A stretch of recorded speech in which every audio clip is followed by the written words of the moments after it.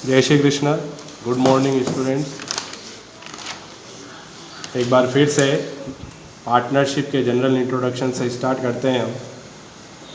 जो अभी तक डिस्कस किया जनरल इंट्रोडक्शन में, सबसे पहले मीनिंग, डेफिनेशन, एसेंशियल और कैरेक्टरिस्टिक्स ये पढ़ चुके हैं। मीनिंग में 4 वर्ड बताए थे: 2 और more persons, agreement, business, share, profit and loss. इन 4 वर्ड से हमने मीनिंग बनाया था। When 2 or more person agree to carry on a business, to share profit or loss in a particular ratio, then such business is known as partnership business and persons are known as partners। इसके बाद जो the Indian partnership act 1932 ने जो definition दी थी वो definition पढ़ी। Essential में 2 और मोर पर्सन्स, वहाँ डिस्कस किया था कि मिनिमम 2 पर्सन्स एसेंशियल है पार्टनरशिप के लिए, और according to companies act 2013 maximum 50 partners हो सकते हैं। सेकंड एसेंशियल जो है वो है एग्रीमेंट। 2 और मोर पर्सन्स हों, लेकिन अगर उनके बीच में एग्रीमेंट नहीं हो तो भी पार्टनरशिप नहीं कहलाएगी। So there must be an agreement between the partners, और एग्रीमेंट में बी ओरल और इन रिटर्न। थर्ड जो एसेंशियल था वो था बिजनेस।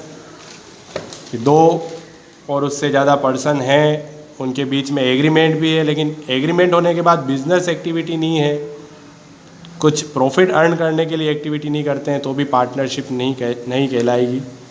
फिर प्रॉफिट या लॉस को किसी पर्टिकुलर रेशियो में शेयर करते हो और म्यूचुअल एजेंसी हो, ये सब उसके एसेंशियल थे। इसके बाद वाई पार्टनरशिप, कि पार्टनरशिप की नीड्स क्या है, नीड्स ऑफ पार्टनरशिप। तो फर्स्ट जो सबसे कॉमन कॉज होता है पार्टनरशिप का नीड्स है वो है लिमिटेड कैपिटल सोर्सेज।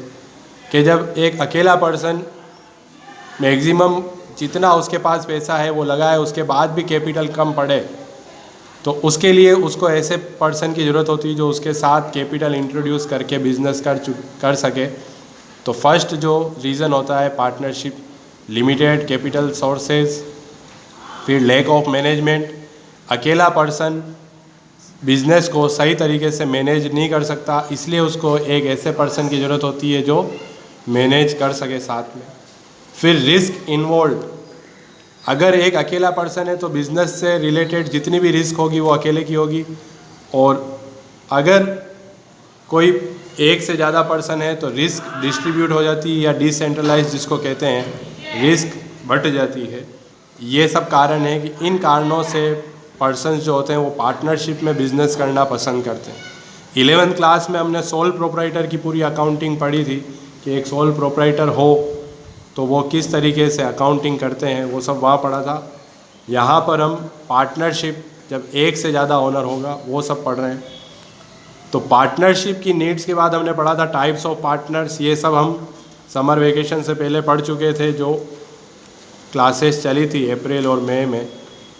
तो टाइप्स ऑफ पार्टनर्स में फर्स्ट पढ़ा था active partners.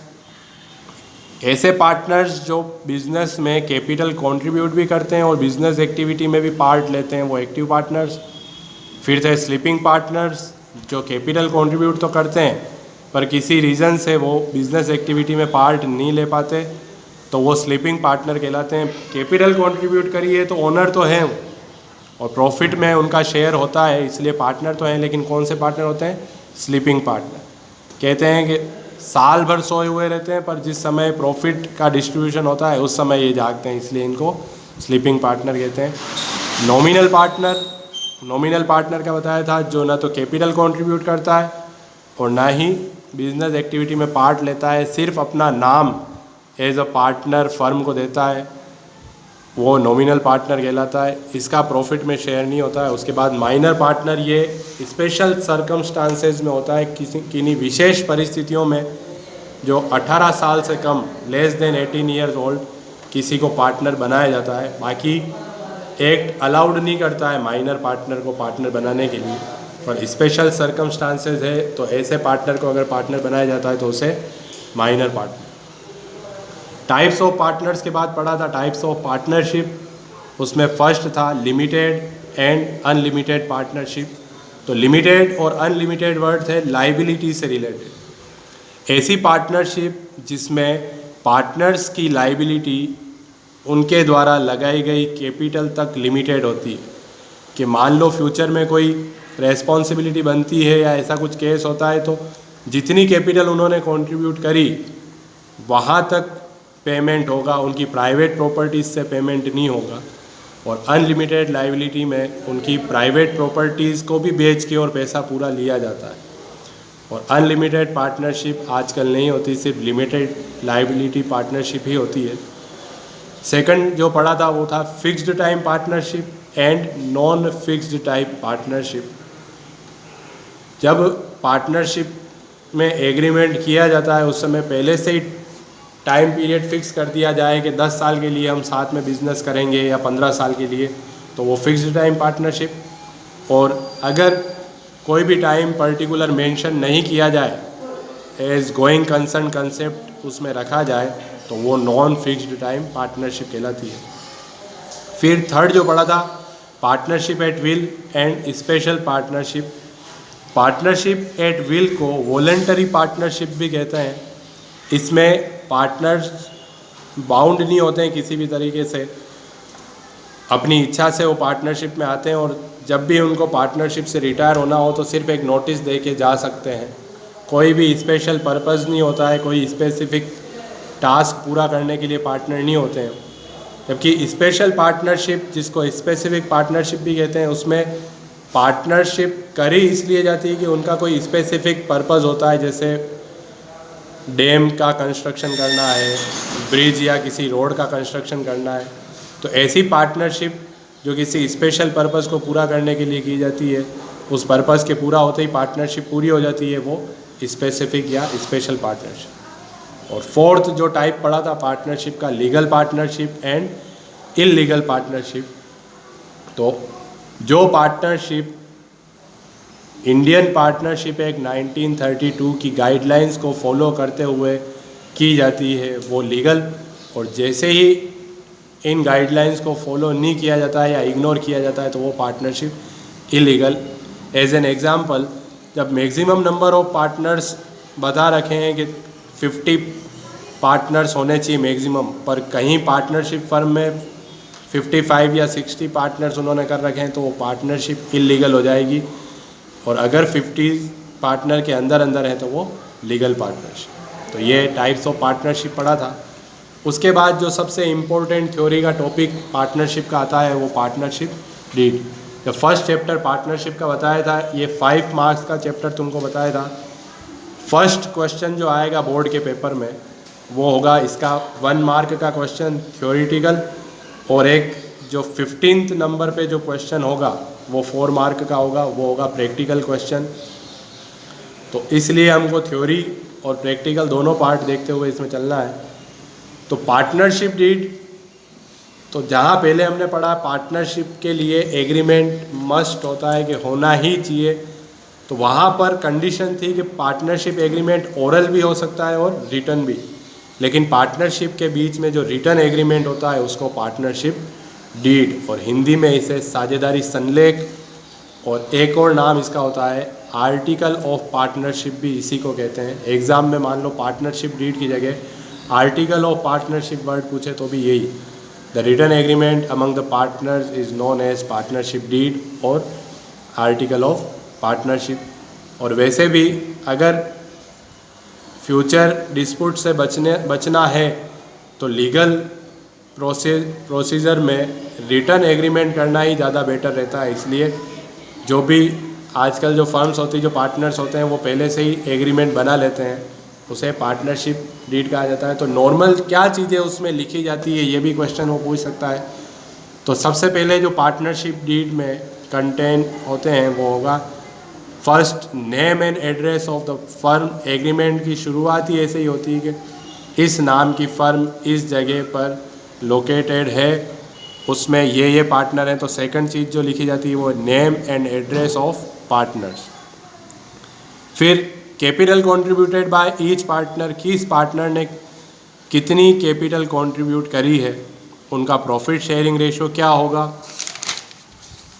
Rights and duties and responsibilities of partners लिखी जाती है, क्या क्या उनके राइट्स होंगे, क्या क्या साथ में रेस्पॉन्सिबिलिटीज़ होगी। फिर provision about interest on capital, interest on drawing, salary, bonus, commission.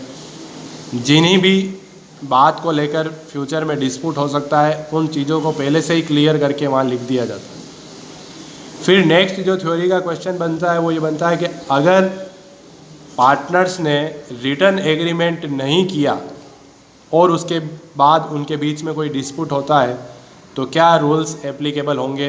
तो मोस्ट इम्पोर्टेंट थ्योरेटिकल टॉपिक इसको कहा जाता है rules applicable in the absence of partnership deed, कि जब पार्टनर्स के बीच में कोई फॉर्मल एग्रीमेंट नहीं है तब पार्टनरशिप एक्ट 1932 के जो प्रोविज़न्स हैं वो फॉलो किए जाते हैं। तो उसमें फर्स्ट जो उन्होंने प्रोविज़न दिया है एक्ट में वो बताया है कि किसी भी पार्टनर्स को कम या ज़्यादा प्रॉफिट या लॉस नहीं दिया जाएगा। जितने भी पार्टनर्स हैं उनमें प्रॉफिट और लॉस इक्वली डिस्ट्रीब्यूट होगा, कि कोई पार्टनर फ्यूचर में जाके ये कहें कि मैंने ज़्यादा पैसा लगाया था, मुझे ज़्यादा प्रॉफिट मिलना चाहिए, तो वहाँ पर एक्ट मना करता है। नेगेटिव आंसर आता है कि अगर आपको ज़्यादा प्रॉफिट चाहिए था तो आपको पहले से एग्रीमेंट में उसको मेंशन करके रिटर्न एग्रीमेंट करना था, पार्टनरशिप डीड में मेंशन उसको करना चाहिए था। नहीं किया तो अब जितने भी पार्टनर्स हैं उनमें प्रॉफिट और लॉस जो होगा वो इक्वली डिस्ट्रीब्यूट होगा। ये फर्स्ट चीज़। फिर अगर कोई पार्टनर उसने फर्म में अपनी सर्विसेज दी है, एक्टिविटी में पार्ट लिया है, तो वो रिम्यूनरेशन की डिमांड करता है कि मुझे मेरे काम के लिए सैलरी चाहिए या बोनस चाहिए या कमीशन, तो उसका भी नेगेटिव आंसर वो प्रोविज़न देता है कि no remuneration will be allowed to any partner for services provided by him. अगर आपको कोई भी रिम्यूनरेशन चाहिए था तो वो भी आपको पहले एग्रीमेंट में मेंशन करना था, नहीं किया तो अब अलाउड नहीं होगा। इसी तरीके से कोई पार्टनर अपनी कैपिटल पर इंटरेस्ट की डिमांड करता है या फर्म पार्टनर ने जो ड्राइंग्स करती है उस पर इंटरेस्ट की डिमांड करती है, तो उसके लिए भी एक्ट मना करता है कि no interest on capital and no interest on drawings. सिर्फ फोर्थ जो है वो एक पॉजिटिव है, इन सब में 3 नेगेटिव आंसर होते हैं। फोर्थ वाले में ये है कि अगर किसी पार्टनर ने कैपिटल के एडिशन में कोई लोन दिया है, कैपिटल से हटकर कोई लोन प्रोवाइड किया है फर्म को, तो उस लोन पर उसको 6% पर एनम से इंटरेस्ट दिया जाएगा, भले एग्रीमेंट है या नहीं है। 6% पर एनम ही रेट होगी। वो अपने लोन पर इससे ज़्यादा इंटरेस्ट मांगे तो भी नहीं दिया जाएगा और फर्म उसको इससे कम इंटरेस्ट देना चाहे तो भी नहीं। 6% से वो राइट है उसके पास कि वो 6% पर एनम से इंटरेस्ट अपने लोन पर प्राप्त करे।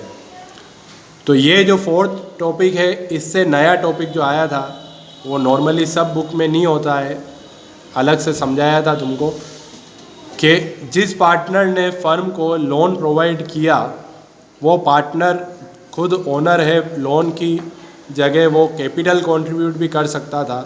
यहाँ बहुत अच्छा क्वेश्चन बनता है, एग्ज़ाम में भी क्वेश्चन पूछ लेते हैं बहुत बार, और कभी कोई अपने कंसेप्चुअल भी कोई पूछे तो ये अपने को पता होना चाहिए कि अगर वो पार्टनर कैपिटल कंट्रीब्यूट करता तो वो कैपिटल की जो उसकी लाइबिलिटी होती वो फर्म की इंटरनल लाइबिलिटी होती।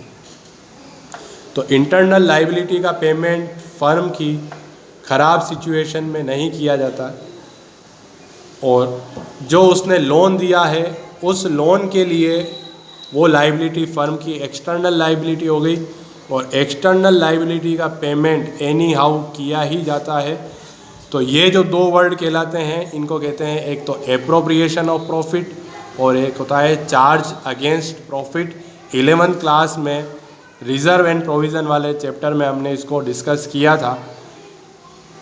ऐसे आइटम्स जो फर्म की ख़राब स्थिति, जो इनसफिशिएंट प्रॉफिट जिसको कहते हैं, या लॉस की सिचुएशन में भी पेमेंट किए जाएंगे, वो कहलाते हैं चार्ज अगेंस्ट प्रॉफिट।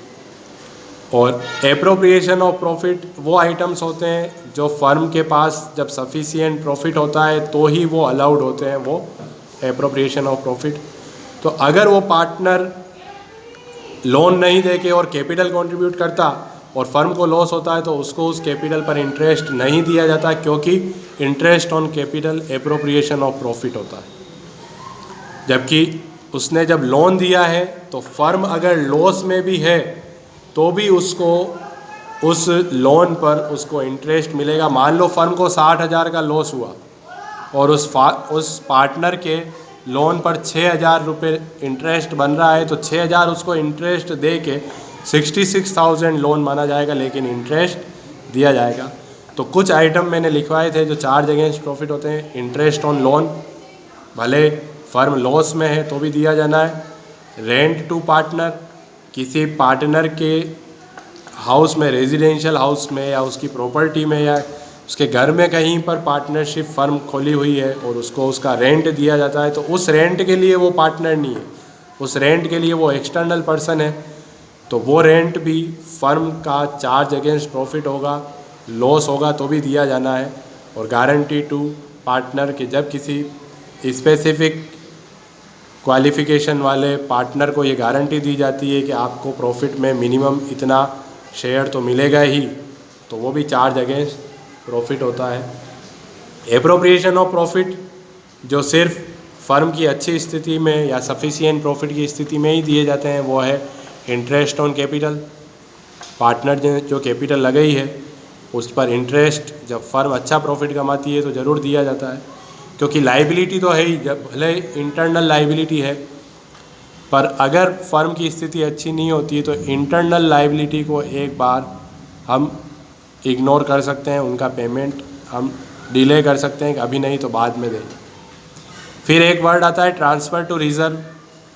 जब फर्म प्रॉफिट कमाती है तो सबका सब प्रॉफिट पार्टनर्स आपस में नहीं बांट लेते हैं, उनके बीच में ऐसा होता है कि कुछ हिस्सा हम रिज़र्व बना के रखें ताकि फ्यूचर में कुछ कंटिंजेंसी, जो संभावनाएं कहते हैं, असंभावनाओं के लिए रखा जाता है, तो वो हिस्सा भी अच्छे प्रॉफिट की स्थिति में ही रिज़र्व में ट्रांसफ़र किया जाता है। और रिम्यूनरेशन टू पार्टनर्स, किसी पार्टनर को रिम्यूनरेशन, बोनस और ये जो चीज़ें होती है वो भी एप्रोप्रिएशन ऑफ प्रॉफिट है। तो ये टॉपिक हमने डिस्कस किया था। उसके बाद अकाउंटिंग हमने सीखी थी, अकाउंटिंग फॉर पार्टनरशिप। उसमें पहले जर्नल एंट्रीज पढ़ी थी और क्या अकाउंट्स बनते हैं। तो जर्नल एंट्री कंसेप्ट यहाँ 12th क्लास हो या CA फाइनल का एग्ज़ाम हो या पूरी ज़िंदगी में अकाउंटिंग की कोई भी क्लास हो, कंसेप्ट वो ही चलते हैं जो 11th क्लास में हमने 3 गोल्डन रूल्स ऑफ अकाउंटिंग पढ़े थे, जो 11th में अकाउंटिंग के कंसेप्ट पढ़े थे, उसी के बेस्ड पर अकाउंटिंग होती है, उनसे हटकर कुछ भी नहीं है। 3 टाइप के हमने अकाउंट पढ़े थे, पर्सनल, रियल, नॉमिनल, उन्हीं के बेसिस पे अकाउंटिंग है। और एक जो कंसेप्ट पढ़ा था सेपरेट एंटिटी कंसेप्ट, जिसको कहते हैं कि बिज़नेस और बिज़नेस के ओनर दोनों को सेपरेट मानना है, हमको अलग अलग मानना है। तो यहाँ भी जो फर्म है उनको अलग एंटिटी मानना है और जो पार्टनर्स है उन सबको अलग एंटिटी मानना है। तो सबसे पहले जो जर्नल एंट्री होती है वो है इंटरेस्ट ऑन कैपिटल की एंट्री, कि जब पार्टनर्स ने फर्म में कैपिटल कंट्रीब्यूट करी तो हमको जो अकाउंटिंग करनी है वो फर्म के पॉइंट ऑफ व्यू से करनी है। इंटरेस्ट ऑन कैपिटल फर्म के लिए लॉस होगा क्योंकि कैपिटल कंट्रीब्यूट करी है पार्टनर ने, तो फर्म की ये लाइबिलिटी होती है कि उनकी कैपिटल पर उनको इंटरेस्ट का पेमेंट किया जाए। तो नॉमिनल अकाउंट हुआ interest on capital, interest on capital account DR, क्योंकि all the losses and expenses are debited, तो interest on capital account DR। और ये जो पैसा होता है हम कैश में पार्टनर्स को नहीं देते हैं, उनके कैपिटल अकाउंट में ट्रांसफ़र कर दिया जाता है, उनकी कैपिटल में ही पैसा जुड़ जाता है। 11th में भी यही एंट्री थी, interest on capital to capital करते थे। यहाँ पर सिर्फ कैपिटल वर्ड यूज़ नहीं कर सकते हैं क्योंकि ओनर एक से ज़्यादा है, तो पार्टनर्स का नाम आगे लिखा जाएगा, जैसे A's कैपिटल, B's कैपिटल। तो first entry interest on capital to partners capital account, उनकी कैपिटल को बढ़ा दिया गया, कैपिटल लाइबिलिटी होती है, बढ़ी इसलिए CR हुई, ये जर्नल एंट्री का कंसेप्ट। तो ये इंटरेस्ट ऑन कैपिटल चार्ज करने की, उसके बाद उसको ट्रांसफ़र करेंगे। तो यहाँ पर जो पहले हमने डिस्कस किया था, profit trading account, profit and loss account के बाद पार्टनरशिप फर्म में जो एक एडिशनल अकाउंट बनता है वो है profit and loss appropriation account. तो उस अकाउंट में ट्रांसफ़र किया जाता है। तो profit and loss appropriation account DR to interest on capital. जो interest on capital nominal account पहले DR हुआ था, उसको profit and loss appropriation account में भेज कर ट्रांसफ़र करके हमने CR किया और वो नॉमिनल अकाउंट बंद हो गया। इसी तरीके से अगर किसी पार्टनर को रिम्यूनरेशन देना है, जैसे सैलरी, बोनस, कमीशन, तो ये भी फर्म के लिए एक्सपेंसेज, लॉसेज हैं, तो वो सब DR होंगे। पार्टनर्स की कैपिटल बढ़ेगी तो टू पार्टनर्स कैपिटल, वापस इनको प्रॉफिट एंड लॉस में ट्रांसफ़र करने की एंट्री। फिर जो वर्ड आया था इंटरेस्ट ऑन ड्राइंग्स,